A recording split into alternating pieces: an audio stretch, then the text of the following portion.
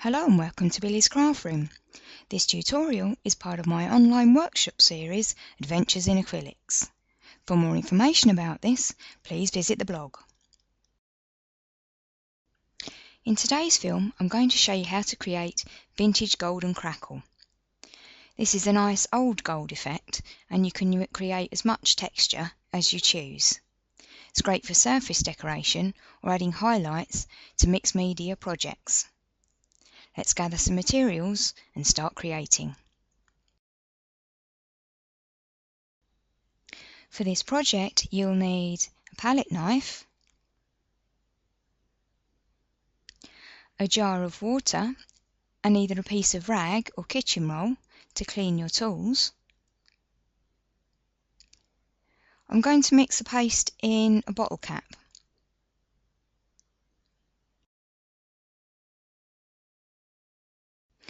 Modelling paste is best used on a substantial surface, so I'm using mount board. Because of the colour I'm mixing into it, that shows up best on a dark surface. So this mount board I'm using is black, but you could also use any dark colour. To achieve the vintage or old gold look, I'm using De La Rowney interference colour. The colour I'm using is shimmering gold. To create dimension in the piece, I'm using Winsor & Newton Galleria modelling paste.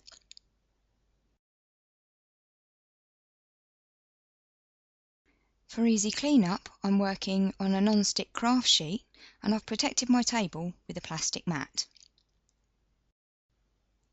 I find the modelling paste is easier to mix if you use it in a small tub like this.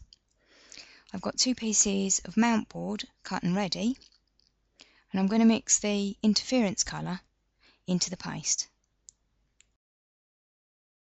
Because the modelling paste is white, as you add the interference colour into it, the effect will be quite subtle, but it will be a lot bolder once you add it onto a dark colour. So add a small amount and add extra just a little at a time, rather than putting a large amount in straight away. Continue to add the colour and mix until it's fully blended. Once the paste is fully blended, apply it to the mount board as if you were buttering bread. You're only going to apply it to one of the boards.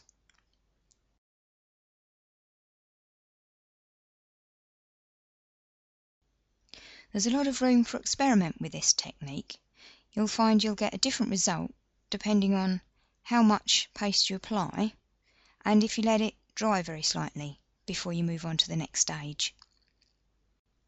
Here's how the board looks at this stage. I'm going to give it a moment or two to dry just slightly. I'm going to put the palette knife straight into water. You can remove any excess paint or paste first, and then by putting it in the water, the paste won't dry on the tool and it will make it much easier to clean up later. Now the paste has dried just slightly, here comes the magic part. I'm going to put another piece of mount board straight on top of the paste. I'm putting the 2 dark sides together.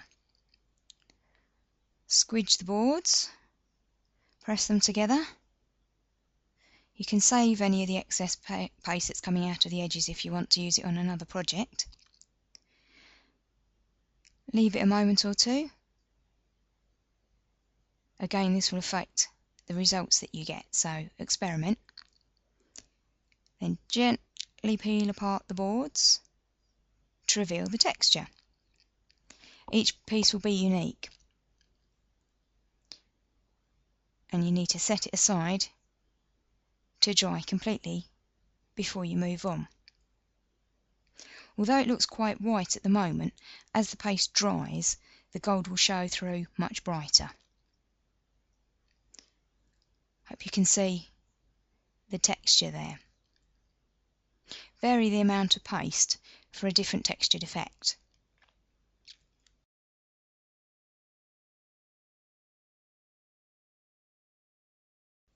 I mentioned saving the excess paste that oozes out the side of that last project. And here's another way to create texture using the paste. Apply it thinly to another piece of dark mount board. You can also apply this over dark coloured paint, it works just as well, but the surface wants to be quite substantial.